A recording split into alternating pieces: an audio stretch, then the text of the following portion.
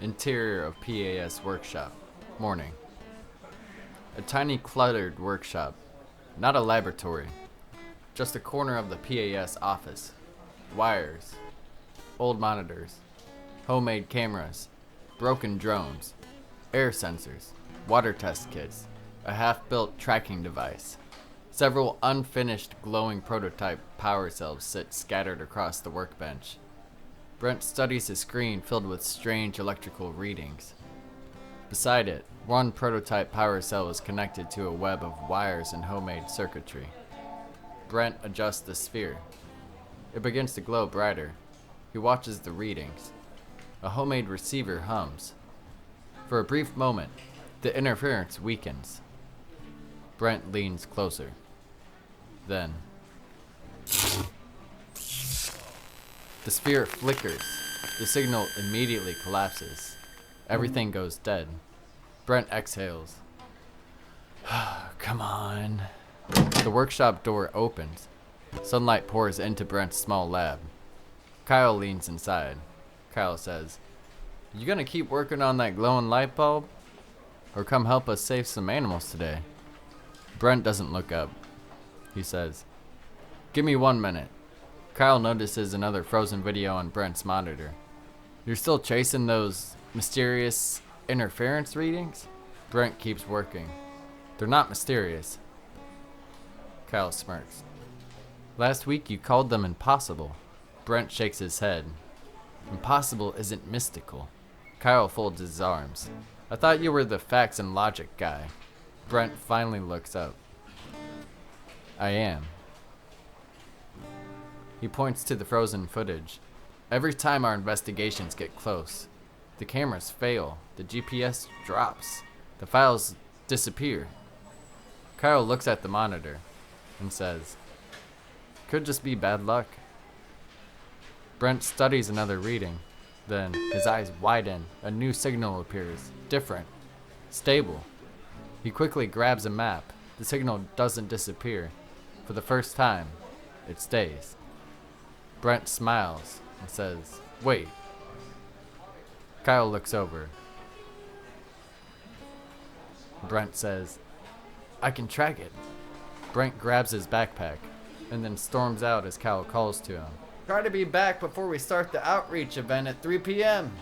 Kyle rolls his eyes and moves back into a meeting room with other activists. Interior of small PAS office.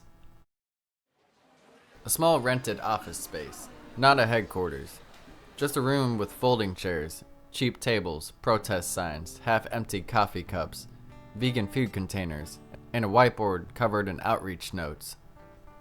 On the wall, a poster that says, "Protectors of all species."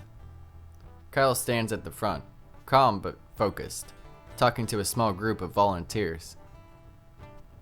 Kyle says, "Campus leafletting starts at 9. The vigil team meets at 6. If anyone still has footage from the last investigation, get it to me tonight before..." A volunteer raises a hand. Mara says, "The footage is gone." Kyle pauses. Another volunteer speaks. Eli says, "Again?" The room grows quiet. Another volunteer lifts a laptop. Jonah says, "Mine too. Files were there yesterday, and now they're just empty." Lynn from a distant computer calls over. Lynn says, "They're right. I can see the interception again, more intensely." Kyle breathes through it, trying to stay steady. "Okay, we rebuild. We always rebuild." From a side room, a cluttered little workshop is visible. Wires, old monitors, handmade cameras, broken drones. Someone nods toward the room. Eli says, "Where's Brent?" Kyle glances toward the empty workshop and says, "Probably chasing the ghost in the machine again." Then, the front door slams open. Brent bursts in, dirty, exhausted, backpack over one shoulder, eyes wide with the kind of focus that scares people. Everyone turns. Kyle says, "Brent?" Brent doesn't answer at first. He walks straight to the table, drops the backpack, unzips it, then spills several twisted pieces of black metal onto the table. The room goes silent. The fragments twitch with faint shadow-colored energy. One light bulb above them flickers. Lynn walks over out of curiosity and says, "What is that?" Brent stares at the metal like he still can't believe it exists. Then answers, "That's what's been killing our footage." Kyle slowly steps closer. "You found the interference?" "No." Brent points at the fragment. "I found what makes it." Kyle looks at him. Brent pulls out a folded map covered in marked locations. Pins, dates, failed investigations, corrupted videos, lost GPS signals. Every mark connected by messy red lines. Every time our equipment failed, it left the same electrical footprint. Not a normal surge, not a software error, not bad wiring. Brent taps 3 places on the map. Slaughterhouse investigations, transport route, lab supplier warehouse, same pattern. He taps one final location. Tonight it didn't vanish fast enough. Kyle studies the map and says, "Where did it lead?" Brent pauses, then says, "Old relay tower outside the city." Mara says, "You went alone?" Brent ignores that and says, "There were no cameras, no guards, no company signs, just this." He picks up one fragment with a glove. It hums. It's not mystical.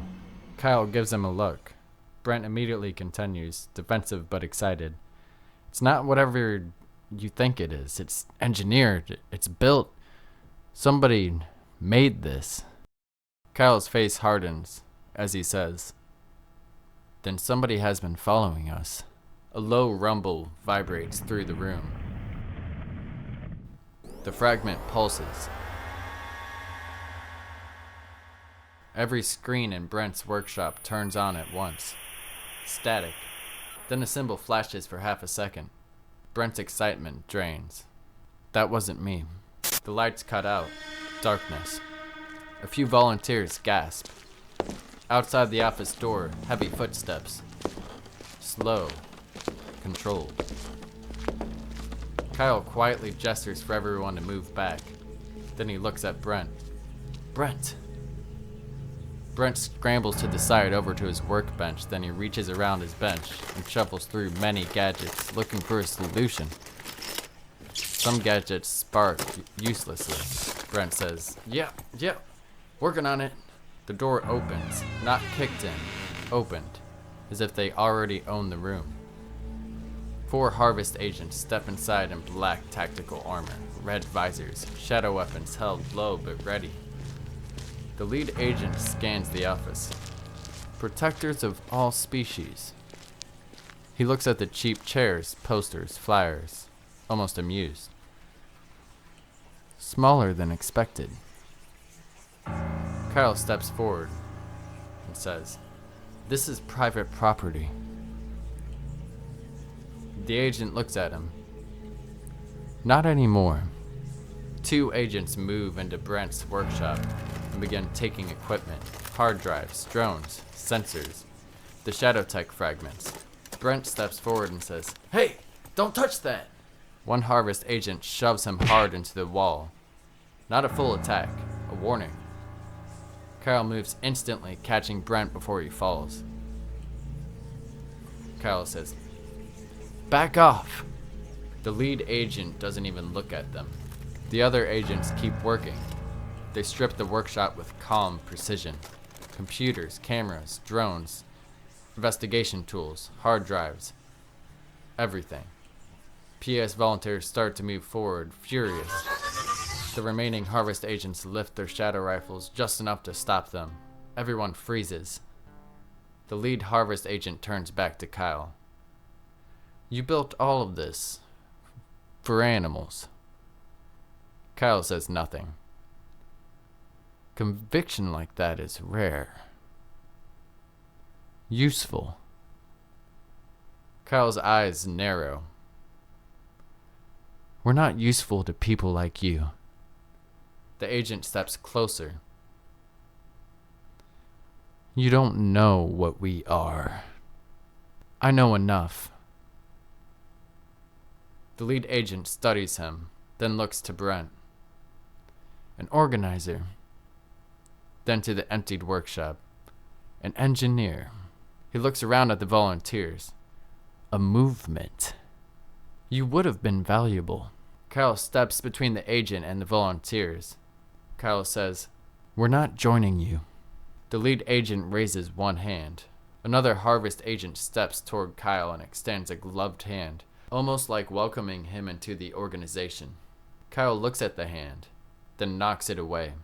The room goes still.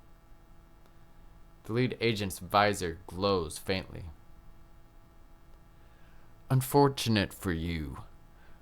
A Harvest agent immediately raises a shadow rifle toward the PAS volunteers. You will join us. The rifle hums. Kyle stands his ground between the volunteers and the weapon. And you will be forgotten, like everything you found. Before the agent can fire, Brent lunges. He grabs the barrel and forces it upward. The blast tears through the ceiling. The room erupts. Kyle immediately joins the fight. No powers, no superheroes, just desperate martial arts. Kyle drives one agent backward into a folding table. Brent wrestles with the rifle, trying to keep it aimed away from everyone. A second agent swings at him. Brent ducks. The rifle smashes into the table. Sparks burst from his side. A Harvest agent slams Brent across the room. He crashes into his workshop. Tools scatter everywhere. The damaged shadow rifle skids beside him. Brent coughs, pushing himself up. Across the room, Kyle blocks a strike, twists an agent's arm and throws him into a row of chairs.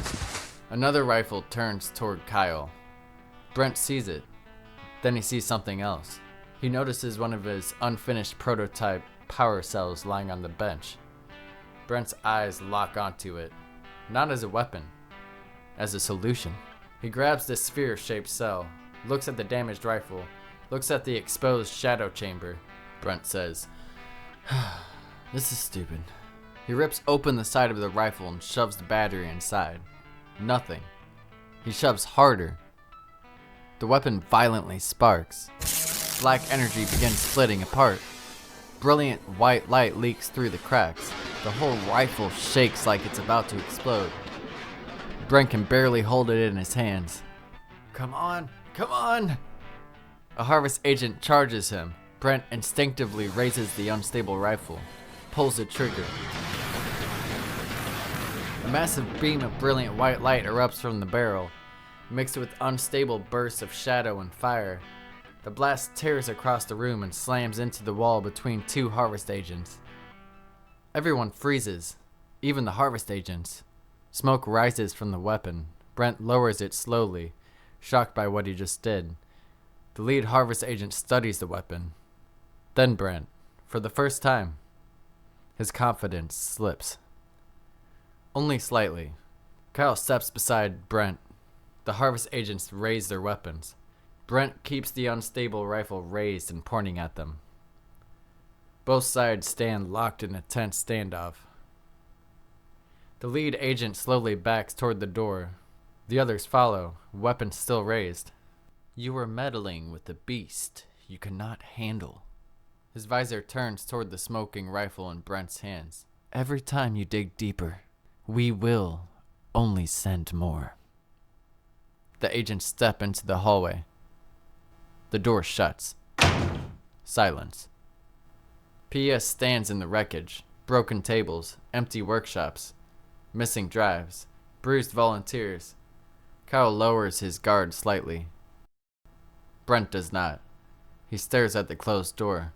Brent looks down at the unstable rifle in his hands. It pulses faintly. Kyle notices. You kept one. Brent finally lowers it and replies. They kept everything else. Kyle looks around the destroyed office. For the first time, he looks less like an organizer, more like a man realizing the world is bigger and darker than he thought. Kyle says, "We were supposed to be activists." Brent looks toward his emptied workshop, then back at the weapon. "We still are, but now we know what's been standing in the way." Kyle looks at him. Brent's fear is there, but so is his obsession. He lifts the unstable rifle slightly, and now, I can study it. Kyle mostly smiles despite everything, then says, "You realize they just threatened to end us, right?" Brent glances at him. "Yeah." All that martial arts training finally paid off, though. Kyle shakes his head, exhausted, almost laughing, almost terrified. Kyle says, "We need a new office." Brent looks at the weapon again. The faint shadow-light pulse reflects in his eyes. Brent says, "No. We need a headquarters." Before ZmanTheVegan, before the truth was known, PAS found the shadow first.